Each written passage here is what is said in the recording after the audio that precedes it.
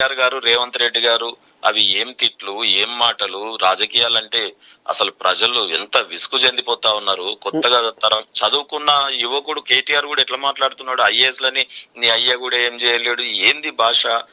ఎన్నికల వికలు ఒక ముఖ్యమంత్రిని పట్టుకునేమో అవులగాడు అటు ఇటు కానోడు, ఆయననేమో శాత కాకుండా ఉన్నాడు, ఎన్ని మాటలన్నా వాడుతున్నాడు. మరి అది ఏందో అర్థం కాదు.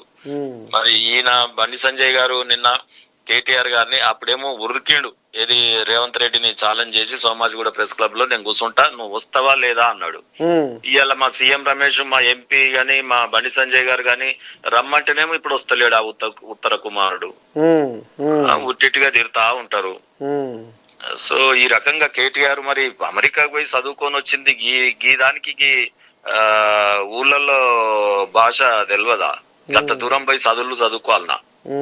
మరి ఎవరు ఇప్పుడు ఫస్ట్ ఎక్కడ స్టార్ట్ అయింది ఇది తిట్ట పురాణము? మనం అంటే నిజంగా కూడా మనం కేసీఆర్ దగ్గర స్టార్ట్ అయింది తాత. అంతేనా?